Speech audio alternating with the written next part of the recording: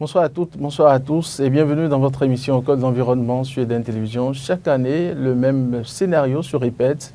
Des champs inondés, des habitations menacées, des communautés fragilisées. Au Bénin, face à la montée des eaux et aux aléas climatiques, nous ne pouvons plus nous contenter de subir. Aujourd'hui, oui, nous posons un diagnostic essentiel. Pourquoi est-il vital de prévoir plutôt que de simplement guérir? Quels sont les outils dont dispose notre pays pour protéger les populations avant que le pire n'arrive? Pendant 26 minutes, nous allons décrypter les stratégies de résilience qui font l'actualité de notre territoire. Pour en parler, nous recevons deux invités, comme à l'accoutumée sur ce plateau. Docteur Monsieur Ibitoye Bia, bonsoir à vous. Bonsoir. J'espère que vous portez bien. Très bien. Alors, vous êtes spécialiste, et prévention des risques des gestions de catastrophes. Merci. Je suis spécialiste en gestion durable des terres et changement climatique. Et changement climatique. Oui. Merci d'honorer de votre présence. C'est moi.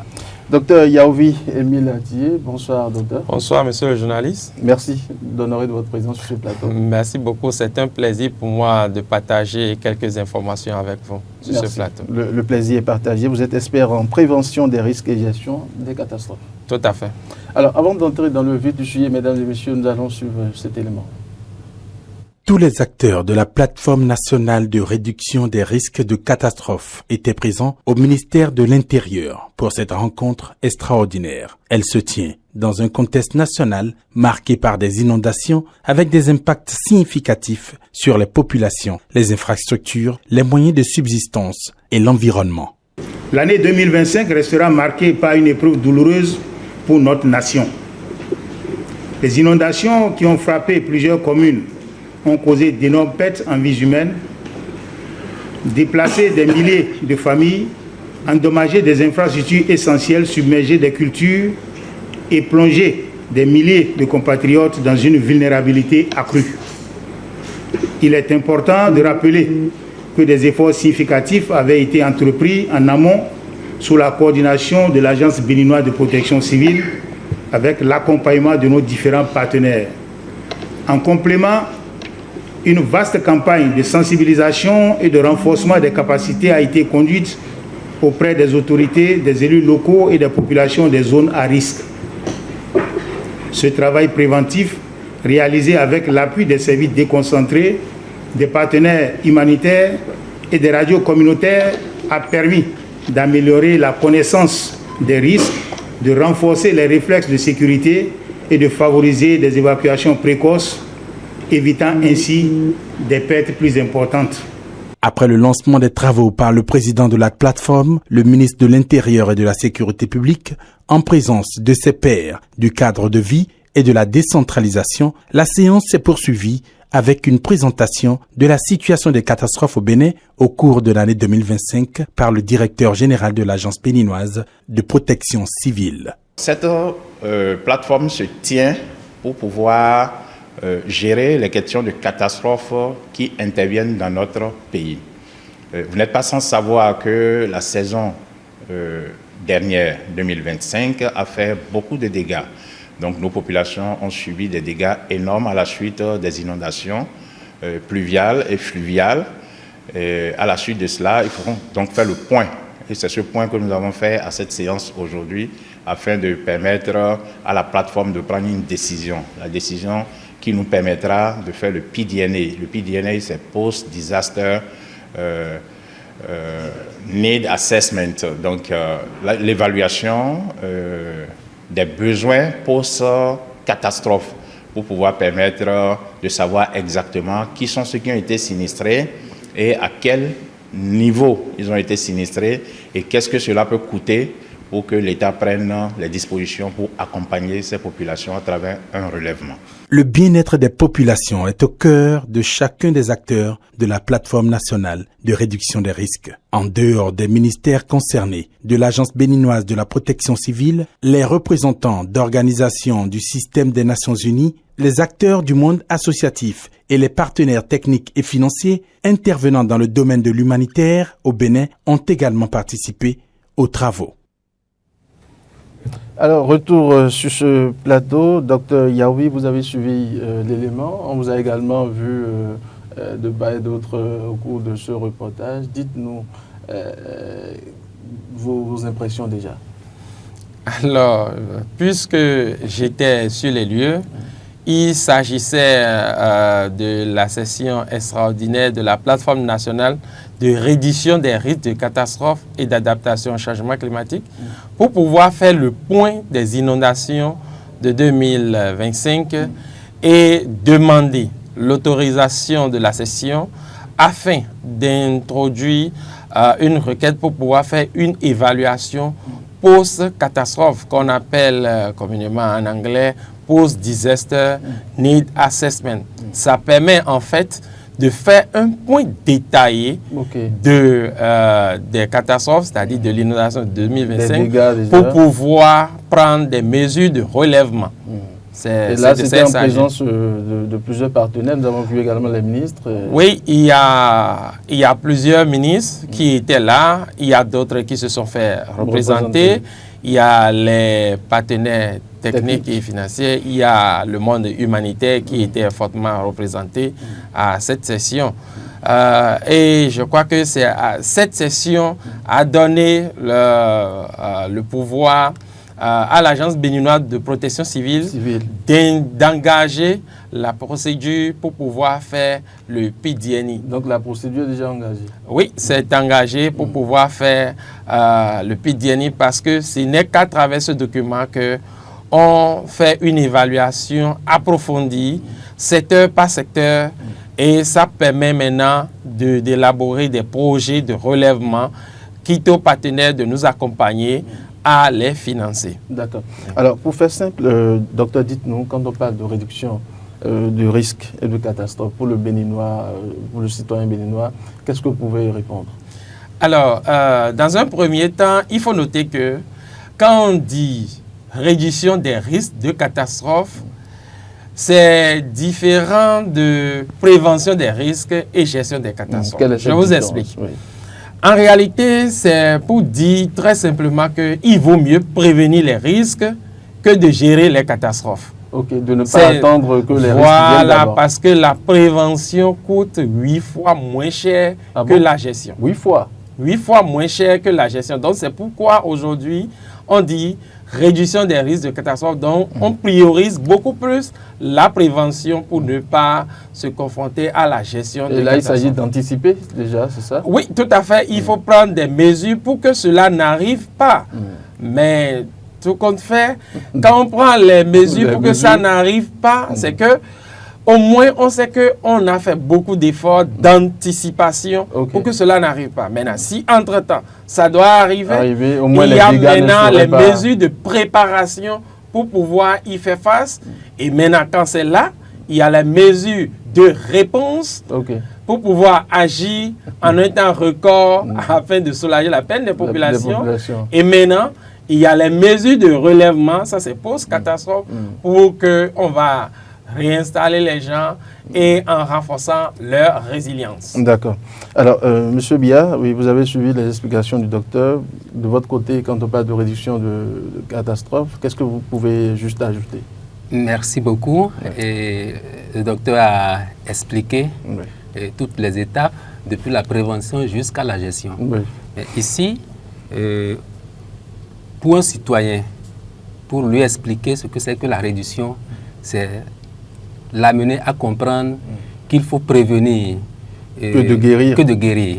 C'est simplement ce que le docteur a expliqué. C'est un peu comme quand nous prenons l'exemple des maladies, par exemple. Il ne faut pas attendre que la maladie survienne avant de commencer par chercher les solutions. Il faut commencer par adopter de bons gestes, de bons comportements. Et le bon comportement ici, c'est montrer aux citoyens que c'est éviter que la pluie, le vent, l'eau ne viennent endommager ses biens, endommager ses cultures, endommager ses habitations.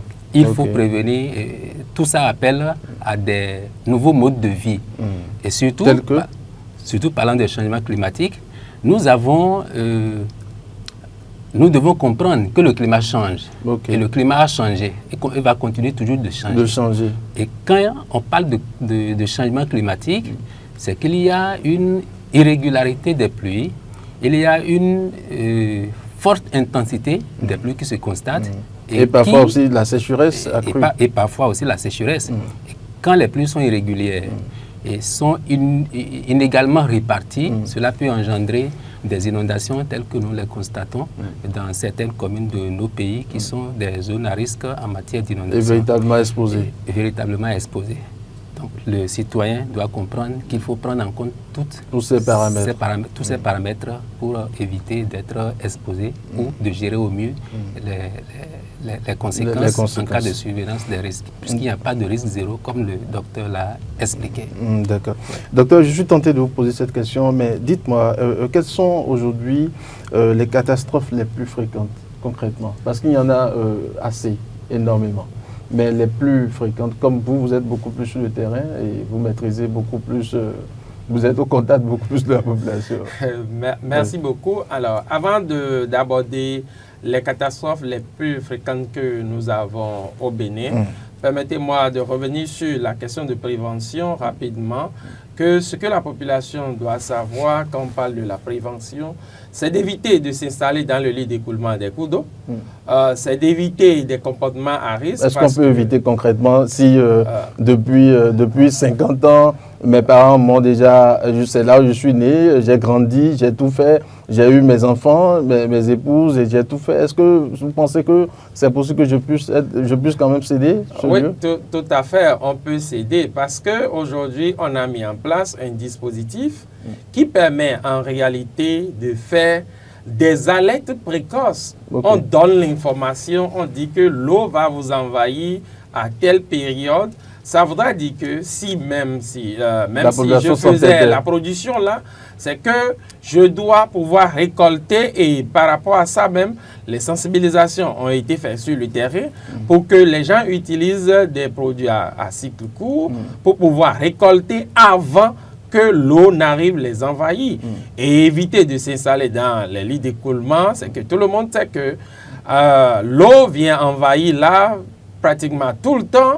Donc, il ne faut pas attendre que l'eau vienne vous envahir d'abord avant de quitter. Donc, il faut suivre les consignes qui sont données par les autorités parce que aujourd'hui, à travers l'Agence béninoise de protection civile, nous avons les points focaux dans les mairies. Donc, chaque commune a des acteurs. Voilà, joue sa partition pour que l'information soit donnée en temps réel à travers les canaux que nous connaissons pour qu'on puisse éviter déjà le pire. Et pourtant, d'autres crient et disent qu'ils ne sont pas informés, qu'ils ne sont pas assez sensibilisés, puisque nous aussi, de notre côté, nous allons sur le terrain avec nos caméras, nos micros, et le constat est qu'ils ne sont pas assez sensibilisés. Qu'est-ce que vous avez à dire à propos? Par rapport à cette question de « ils ne sont pas informés », laissez-moi vous dire qu'il y a des choses qui sont tellement évidentes que parfois, on n'a même pas besoin de sensibiliser des gens. Vous-même, vous voyez que l'eau passe par là tout le temps et ça pourrait vous emporter. Ça, vous-même, vous voyez. Mais tout le temps, c'est que la sensibilisation, elle est faite de façon transversale, avant, pendant et après, pour pouvoir renforcer les populations dans leur posture, afin de prendre des mesures le plus vite possible pour ne pas subir le pire. Et maintenant, quelles sont les catastrophes les plus fréquentes? Vous savez que dans le contexte béninois, nous avons souvent l'inondation, nous avons le vent violent, nous avons l'incendie, nous avons l'érosion côtière et maintenant nous avons la sécheresse et nous avons aussi la crise sécuritaire que nous n'allons pas occulter aussi dans cette liste. Qu'est-ce que vous y mettez quand vous parlez de crise sécuritaire? Bon, la crise sécuritaire, c'est pour parler de la situation qui prévaut au nord, qui empêche la quiétude de la population. Donc c'est un phénomène qu'on ne doit pas minimiser. Les signaux d'alerte? Merci beaucoup. Comme mon collègue l'a expliqué, aujourd'hui, nous avons plusieurs types d'alertes précoces au Bénin. Il y a l'alerte classique hydrométéorologique qui permet de faire les bulletins d'alerte qui est produite par une cellule qui s'en charge et met à la disposition de l'Agence béninoise de protection civile pour la diffusion. Parce que l'alerte précoce, c'est la production de l'information et maintenant la diffusion en temps opportun pour pouvoir permettre à la population d'anticiper sur l'événement. C'est très important. Donc, ça, c'est très important. Donc, ce travail-là est fait et on ne va pas occulter le fait que nous faisons aussi le bulletin météorologique chaque jour. Okay.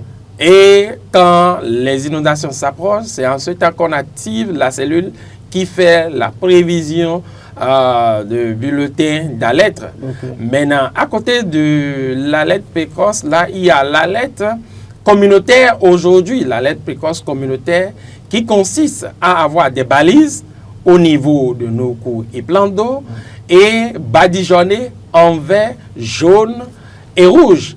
Et le vert, ça signifie que la situation est au calme. Au jaune, ça veut dire que ça interpelle, il faut surveiller. Maintenant, quand ça passe à l'orange, ça veut dire qu'il faut redoubler de vigilance. Oui. Et en rouge, ça veut dire que nous sommes en danger. Donc, la population même essaie de voir ça et anticipe librement là-dessus et communique parce que nous avons notre mode opératoire normalisé qui permet l'information, ça peut quitter le niveau central vers la population. De la même manière, ça peut quitter la population vers le niveau central aujourd'hui. Donc, tout ça là est mis en branle souvent et ça nous permet d'avoir l'information. Mais l'autre chose que je m'avais ajouté est que à chaque saison ou bien avant chaque saison, il y a Météo Bénin qui se base sur les informations issues de Agreement, qui fait la prévision. Donc visiblement, c'est un travail à la chaîne. Hein? Ah oui, tout à fait. On ne peut pas le faire seul parce qu'il faut plusieurs acteurs qui devaient être intégrés. Mobilisés. Et ça permet déjà de faire les prévisions saisonnières. Okay. Comment est-ce que la saison va se comporter? Et je crois que déjà dès la semaine prochaine, Météo Bénin va mettre à notre disposition le travail qui est fait parce que ce n'est pas encore totalement validé. Sinon, c'est déjà tout prêt parce que là, on va mettre à la disposition pour que on puisse partager les prévisions saisonnières pour que chacun sache comment la saison va se comporter et prendre les dispositions. Vous pouvez déjà nous souffler la saison? Non, je préfère laisser le lead à la structure qui a le monopole de pouvoir communiquer là-dessus. C'est toujours mieux.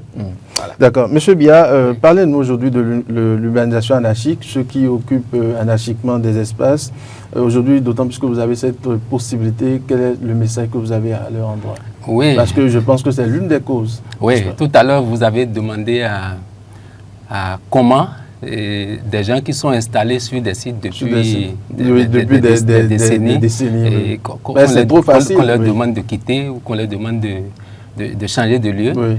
C'est de ça qu'il s'agit en fait. Il y a 50 ans, des zones d'habitation qui sont aujourd'hui sujets d'inondation étaient des zones plus ou moins stables. Ils ne connaissaient pas d'inondation. S'ils connaissaient d'inondation à l'époque, ils n'allaient pas construire là.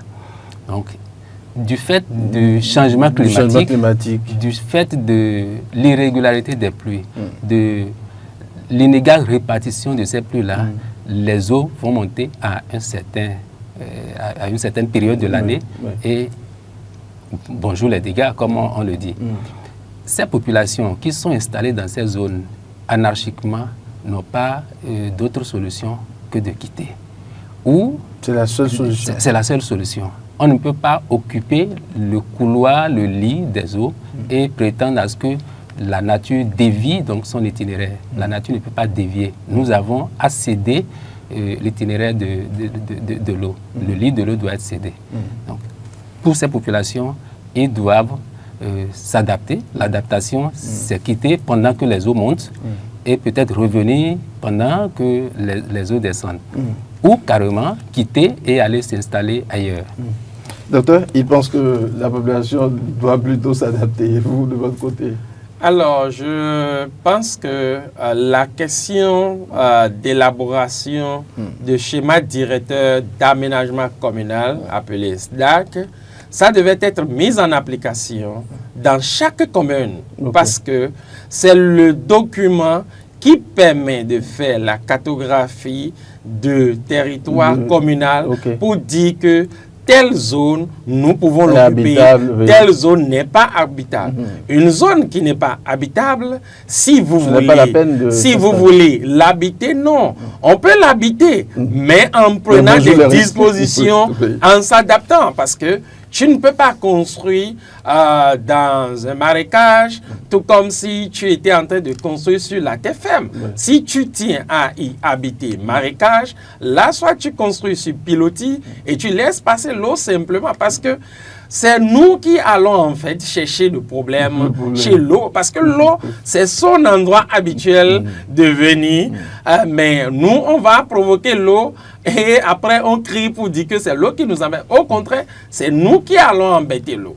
Donc par conséquent, c'est que on doit être vraiment regardant sur l'application de ces mesures et afin d'empêcher les populations d'aller vivre dans ces milieux à risque, parce que il y a des milieux qui ne sont pas propres à l'habitation. À moins que vous avez décliné correctement votre projet et qu'on va vous imposer comment vous allez construire pour pouvoir y vivre si vous y tenez. Docteur, comment est-ce qu'il faut autrement mieux sensibiliser alors la population pour éviter ces dégâts, surtout ceux qui s'installent dans ces zones inondables? Aujourd'hui, il y a un défi à relever, et que, à part la sensibilisation que les ONG et les organisations humanitaires font, et avec tous les autres acteurs... D'abord, la sensibilisation, elle se fait comment? C'est porte à porte? Oui, aujourd'hui, la sensibilisation, ça se fait pratiquement porte à porte parce que on est intégré dans la population pour pouvoir leur passer le message. Mais cela ne suffit pas. Ce qu'on suggère aujourd'hui est que la notion de réduction des risques de catastrophe soit intégrée dans les curricula de formation. Depuis le cours primaire, on enseigne aux gens comment il faut prévenir les risques, comment il faut se préparer, comment il faut répondre et comment il faut procéder au relèvement. Et vous comprenez que quand on va commencer par faire ça, vous-même, parents, une fois que votre enfant a reçu ces notions à l'école, une fois à la maison, il vous dira, papa, là où nous vivons, c'est impropre à l'habitation. Et que vous, parents, vous êtes obligés de prendre des mesures correctives. Donc, je crois que c'est très, très important de mettre ça dans nos curricula de formation pour que ça soit vraiment des réflexes. Parce que parfois, on fait la sensibilisation, c'est sur le lieu, les gens, ils écoutent, mais une fois que les gens ne sont plus là, c'est que, bon, ils essaient de banaliser, ou bien on se dit, bon, je peux le faire en attendant, mais si on essaie de mettre ça dans les formations, je crois que ça va encore aider à régler efficacement le problème. Oui, M. Bia, comment est-ce qu'il faut autrement sensibiliser la population selon vous? En dehors de la formation, de l'éducation, les ONG doivent accentuer également leur sensibilisation sur le terrain. Et il l'a dit, la sensibilisation doit passer de porte à porte, en quelque sorte, mais au-delà de porte à porte, elle doit être aussi permanente sur le terrain. Sinon, les populations qui ne sont pas suffisamment éduquées, suffisamment informées, vont toujours chercher à revenir sur les anciennes habitudes qui ne garantissent pas la sécurité de leurs biens et de leur santé. Au-delà donc de cette formation, de cette sensibilisation, les populations elles-mêmes, les citoyens, doivent également, ils ont également un rôle à jouer.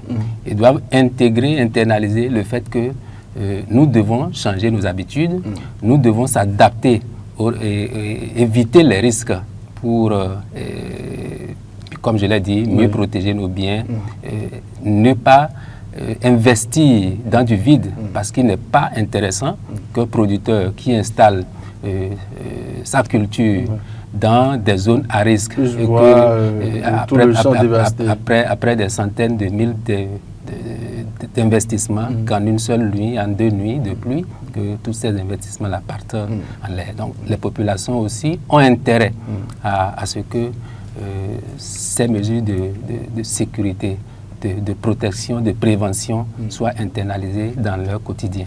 Allez, parfait. Mais comment est-ce que vous trouvez l'apport des ONG, des partenaires techniques dans cette lutte? Très important.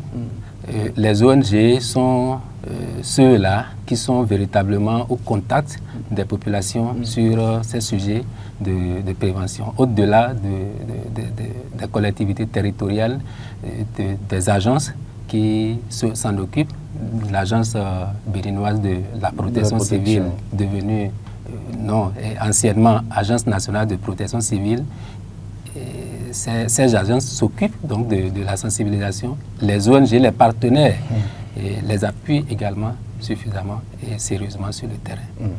Docteur, le rôle des ONG, des partenaires techniques, ils vous appuient énormément parce que la tâche n'est pas... Oui, je crois que la responsabilité, elle est partagée. Pour la question de protection civile, l'État a un rôle à jouer et l'État essaie de faire ce qu'il peut faire à travers ses agences, en l'occurrence dans ce cas spécifique, à travers l'Agence béninoise de protection civile et les structures qui travaillent avec l'agence et les ONG. Mais la population aussi a ses responsabilités parce que c'est de nous il s'agit. Il faut qu'on s'aime. Nous devons nous aimer. Donc nous ne nous aimons pas encore. Non, bon, on s'aime, mais parfois, ce n'est pas ignorance, parfois. Parce que je sais que l'eau vient là et envahit là. Je fais la production là. Ça veut dire que quoi? Ça veut dire que moi-même, je sais consciemment que l'eau pourrait dévaster. Mais... Donc, nous devons commencer par éviter ces comportements et à prendre d'autres mesures. Mais c'est là où je voulais venir pour dire que outre la sensibilisation, il faut qu'il y ait des sanctions. Ah, d'accord. Ah oui, parce que, vous savez, c'est humain. Le Béninois aime ça. Non, ce n'est pas le Béninois seulement. En fait, c'est humain. Quand il n'y a pas le suivi, il n'y a pas de gendarme derrière, il n'y a pas la peur. Mais à partir du moment où il y a un peu de peur, c'est qu'on va commencer par respecter ces mesures, c'est-à-dire sans réfléchir. Mais quelles peuvent être ces sanctions? Des amendes? Ça peut aller à l'emprisonnement, c'est ça? Non, pas comme ça. Il faut être quand même un peu flexible avec la population. Oui, on sera flexible parce qu'on va sensibiliser sur même les sanctions aussi, pour dire que si vous avez votre champ dans tel endroit, voilà ce qui vous attend et que selon cette période, si entre-temps vous ne récoltez pas, surtout quand les bulletins commencent par tomber, on vous donne ultimatum, si vous ne récoltez pas votre produit de telle période avant que l'eau ne vienne, on ne va plus vous voir là et on met les dispositifs pour empêcher les gens parce que c'est parfois le fait de banaliser le débit de l'eau, c'est ça qui fait que les gens ils se noient parce qu'ils estiment que je sais nager, mais le débit n'est plus le même qu'en temps normal. C'est-à-dire, vous voyez, donc, il faut vraiment sensibiliser et imposer aux gens, par exemple, ceux qui font le transport fluvio-lagunaire, il faut leur imposer de donner impérativement à tout ce qui transporte les gilets de sauvetage. Ça, c'est des choses qu'on ne va plus blaguer là-dessus. C'est ça qui arrive et que quand ça chaville, on en risque des morts. Mais ce qui n'est pas bon pour nous. Donc, on va être beaucoup regardant sur ces mesures afin qu'ils les appliquent effectivement sur le terrain.